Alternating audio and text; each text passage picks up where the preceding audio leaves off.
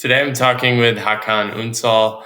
He is the founder of Primerli, and he is a former strategy consultant at Boston Consulting Group. Today we're going to talk about how he initially got interested in wanting to work in consulting, maybe what some of the differences were working in the UAE versus in the US, what led him to want to start a company, which I think is a really useful company, something we did a lot in consulting, which is just getting up to speed really quick in different industries, functions, different topics. But yeah, excited to dive in today, Hakan. Welcome to this conversation. Likewise. Thank you, Paul. Thank you for having me. Awesome. So I'd love to just start with how you first got interested in consulting. I know you came to the US for grad school at Cornell. Was it there that you initially started learning about consulting? Yeah, I actually started learning about it in undergrad. McKinsey, who was the only consulting firm at the time in Turkey, just came to the school and did a presentation. And they invited a couple of people to their event. And that's when I found out about it. And I didn't know something like that existed. I thought that I had to choose an industry, choose a function, and I have to just spend my next 34 years of career at the same place. So it just opened my eyes. It took me 5 years to get into consulting. So there's a lot of failures in between. Years later, after PhD, I was able to get an offer from BCG. But there's maybe 10 rejections in between those two points. Similar. I got rejected from all the firms. I think I applied to way more than 10 out of undergrad. Then I applied again and then eventually broke in. But I'm glad you didn't give up. So what... I guess that's what it is, right? It tests your resilience or perseverance. Yeah, most people I've met that want to break into consulting and just keep trying eventually kind of find a way in. I think the hiring process of case studies is not perfect, right? I don't think it's a perfect measure of actually being a good consultant. So if you give it enough shots, you end up finding some interviews absolutely. that you can. Absolutely, you're absolutely right. I mean, I don't think any hiring process can perfectly predict if someone is going to be a good consultant or not. Actually, at some point there were studies around this. Companies looked at their recruiting scores and the candidates' performance after they recruited. There's no correlation. There's that. Plus, even if you're the best candidate, there's still odds, right? These top companies get 5,000 applications every year, and maybe 10, 20 gets accepted, and you have to talk to 3 interviewers in the process, right? You having a bad day, you missing something on one interview, like a lot of things can go wrong. So it's the odds are not great, even if you're the best person. So, but it's a great the story you told, the going through failures and still trying to make it work is a very good test of how successful you're going to be in consulting, I think, because it doesn't end there, right? You get the offer, and after that, the actual job starts, and you have to fail a ton of times there as well. And how high you could go is not a measure of your intelligence, some measure of how hard you work, but I think the biggest determinant is how much perseverance you have. That's so true. I think when I first started at McKinsey, that was the first consulting firm I worked at, I experienced a similar thing. It was just this completely different way of working, and it's just very iterative, and you're getting constant feedback, and it feels almost like you're failing all the time. Yes. Talk to me about your first year in consulting. Like, what was that experience like at BCG? I mean, it was tough because I just rewind a little bit. I started at undergrad. I got rejected. Then I went to Cornell for masters. Again, I got rejected a few times from multiple different companies.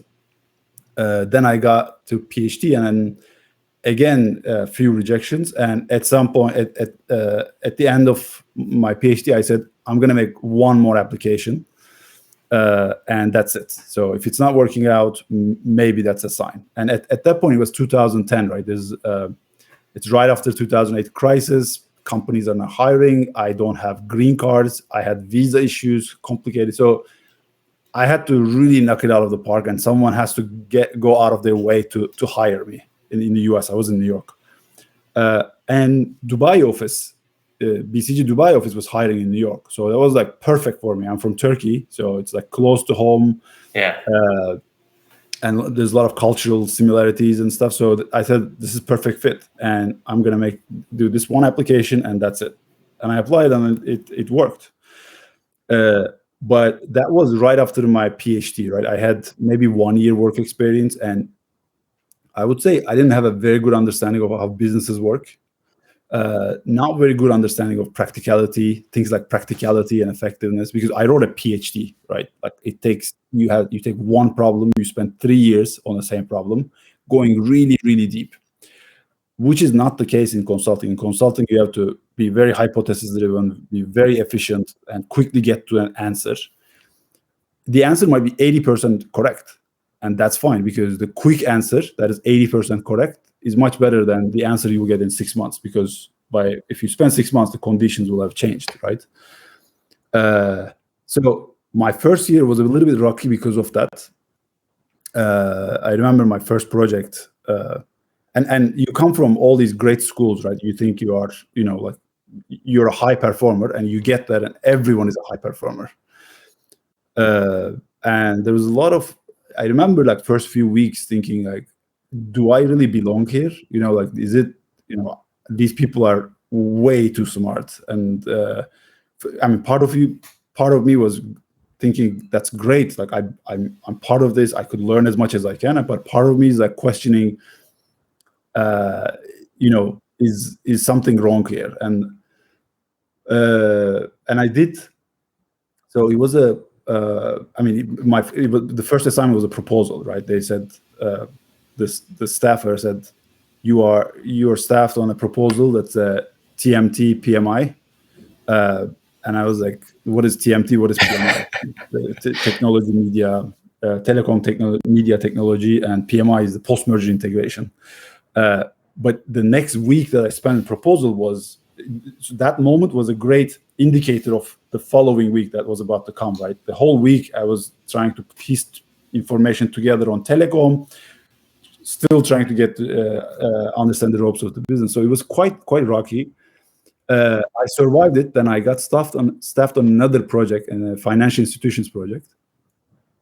And the principal at the time told me, your module is going to be a financial model. And I was like, yes. So this is my area, because my PhD was about modeling, right? In the title of my PhD, it says agent-based modeling. I did not know it was a different type of modeling, though. So when I built my first model, it was like a PhD thesis. I mean, I worked really, really hard to make it work, but I was completely off on what model meant and how a practical model should look like.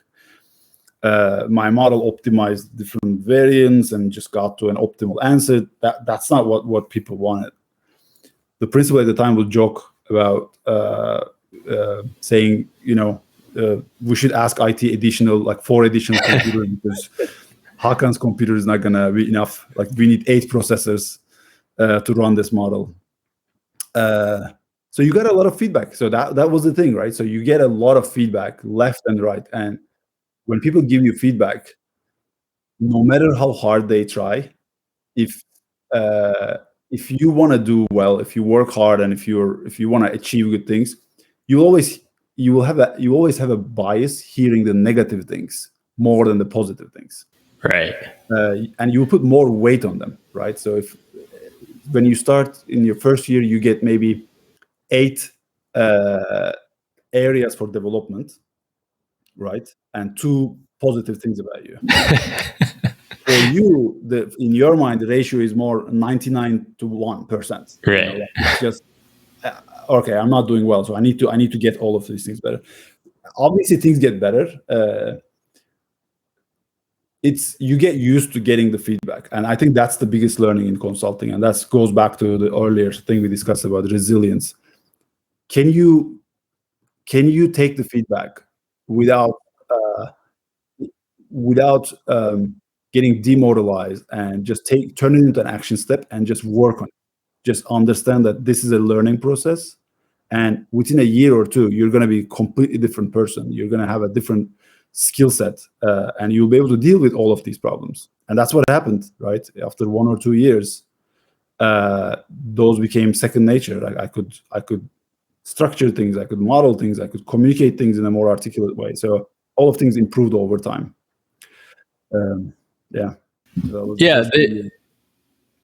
For me too, I think what shifts is you kind of go through that initial like breaking down period. And then when you're doing work after that, you're expecting that feedback. So when you're not getting that like constant barrage of feedback, it's almost like the opposite, where it's like, okay, who's going to push me? Who's going to like help me be better? The withdrawal, right? Then you get addicted to it. Then there's a withdrawal. That's yeah. What were some of the principles or frameworks that really resonated with you from consulting? So throughout consulting, because I went through this first 1 year of intensive learning, I love the learning part of it. So I actually joined the L&D team, the learning and development team, and I gave trainings on to help people who just start consulting how to just ramp up quickly. So in that process, I've seen few hundred trainees, right? Few hundred people who are joining the firm, and just very excited, but have a learning curve ahead of them. One thing that I experienced and I've seen in other people as well was this way of thinking the problems in a top-down fashion. I think that was one thing that actually makes you very efficient after 1 or 2 years. Like when you talk to former consultants, you see their logic, the way they reason is very much top-down, and that's why they are able to get to answers very quickly. What does top-down mean? So that took me 3 months, because at some point, everyone was telling me, you need to think top-down. I said, can someone explain to me what top-down means? Someone's like, okay, yeah, let's start from the basics, right? They explained to me, right, how there is a pyramid structure of issues. Like you might see an issue, you might see a part of the problem that you're looking at, but that problem might be too much in the weeds. So you have to climb up in your hierarchy, and you start with the biggest problem, and then you break it down to multiple problems, and then you break down each problem. That way, you keep it messy, right? You keep it. So your ex-McKenzie helped me with this mutually exclusive and collectively exhaustive, right? Yeah. You make it collectively exhaustive, so you cover the entire ground, as opposed to getting lost in the weeds and talking about small problems that actually doesn't relate to big picture sometimes. I think that was the biggest thing.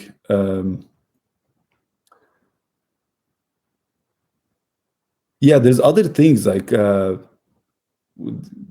thinking structurally and communicating in a structural way. There's soft skills, hard skills. Starts from modeling in Excel to writing an effective slide, communicating a message on a slide, or even in an email. How do you communicate something in an email that is concise, to the point, and effective, and just triggers the right action steps? There's a lot of small and big things like this that was quite useful in my first year.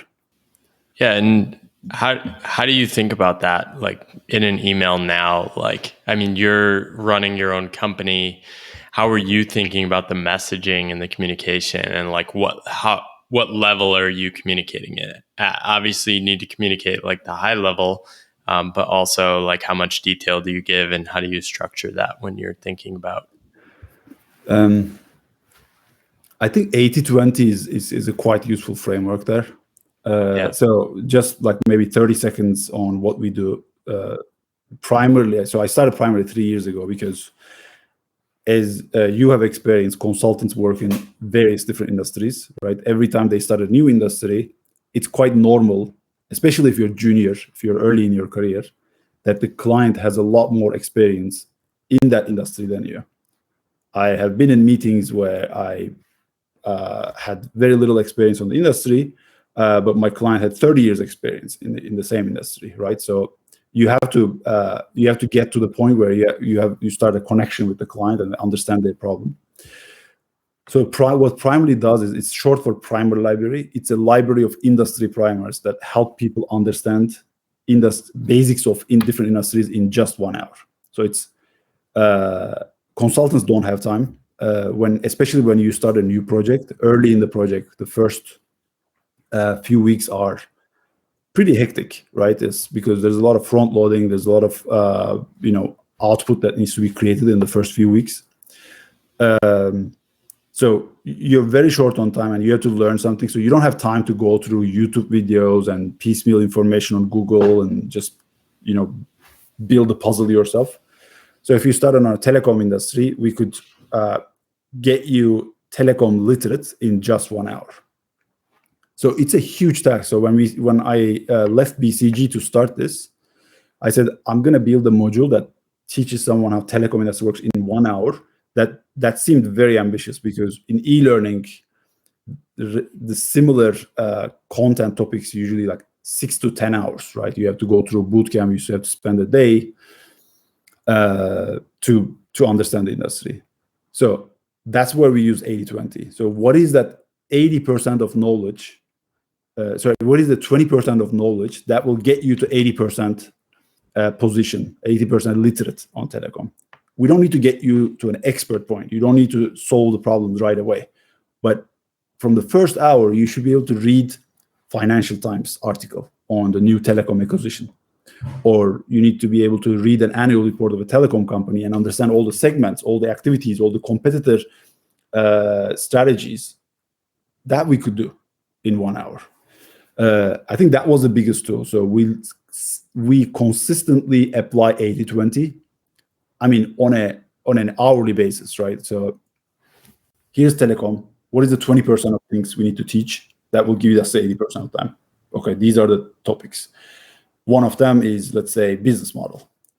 Okay, so within business model, what are the 20% of things that will get you 80% of the output? So you do it again. And then again, the top-down thinking, right? You start with a big problem, you break it down, and then you keep breaking it down. And every level, we apply this 80-20 lens.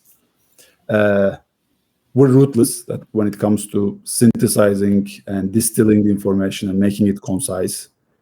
It's usually probably 60-70% of time that we spent on building a module goes into making it concise. So yeah, very little is spent on building it. Then we spent a lot of time in making it very concise and to the point. That makes sense. I think that's one powerful lesson from consulting that I think a lot of other companies or people working in different domains miss. I think a lot of companies or people working in knowledge work type jobs, they try to get the right answer like the first time they do it. But I think in consulting, you basically learn to like trust the process, right? And the process is that synthesizing, that like shifting between top down and the bottom up, like sense making and figuring out, okay, what really matters. And then it's that iterative process of like, so what? Why does this matter? So what? Why does this matter? And like really zeroing in on that. It's, I mean, it's not intuitive until someone teaches it to you, right?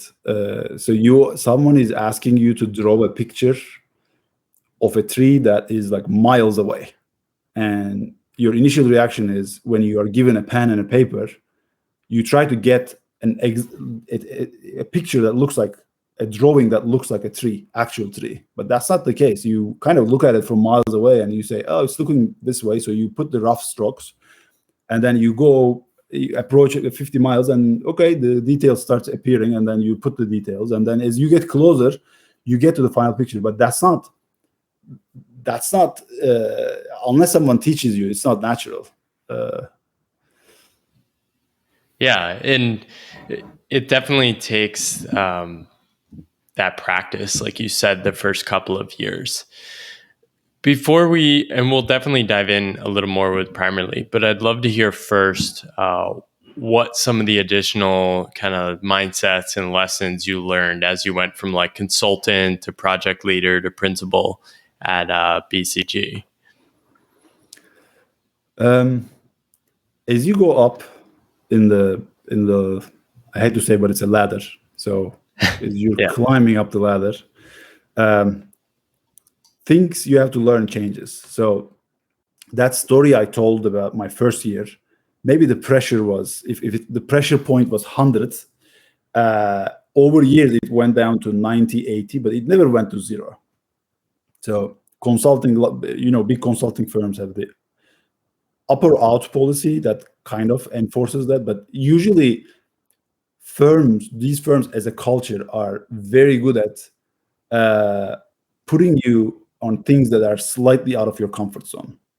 And that's where you want to be, right? You don't want to be at 100th pressure point for a very long period of time. You don't want to spend 10 years there, or you don't want to be not challenged at all. So there's a bit of healthy learning zone where you are slightly out of your comfort zone.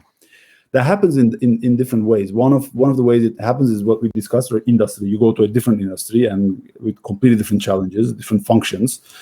The other way it happens is as you're climbing up the ladder, the problems that you have to deal with changes. As a consultant associate, you're responsible of your module, and you get feedback on how effective you are, how efficient you are, how effectively you communicate your problems, how effectively you solve your problems, how quickly you get to an output, how is your hypothesis thinking approach. But as you go higher, you get leverage, right? What does that mean? When you become a project leader, you have 3 people in your team.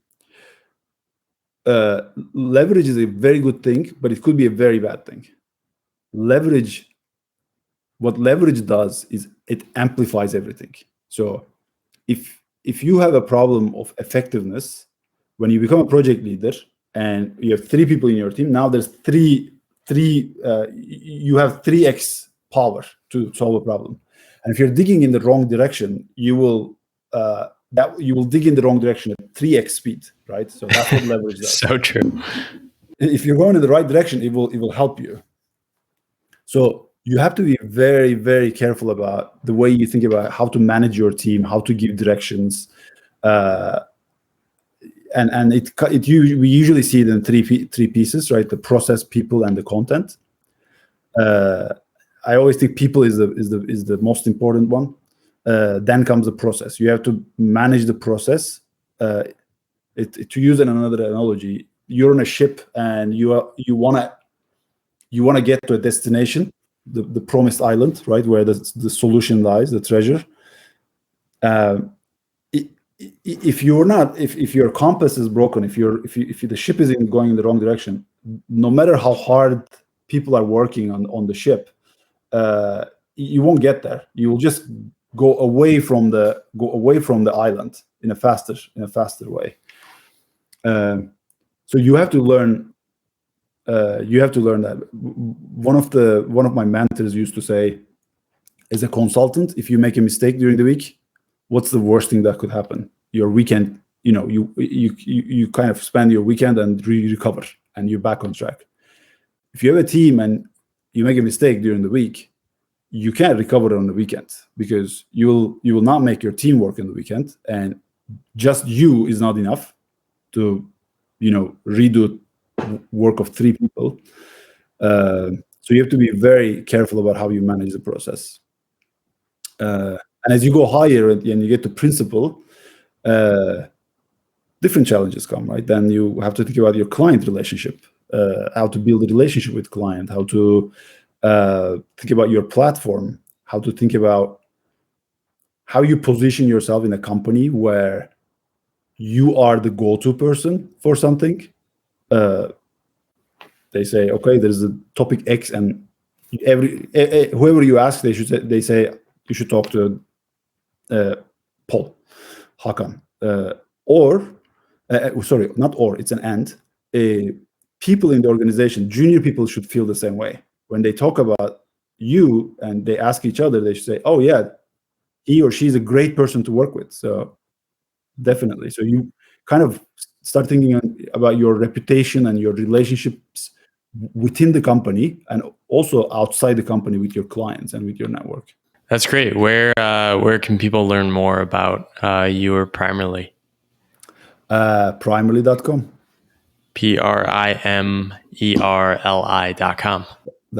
Or on our LinkedIn page. Fantastic. Well, thanks for sharing a bit about your consulting journey, how that helped you and inspired you to start your company now, and your story with us today. Thanks, Hakan. Thank you for having me. It was a great conversation.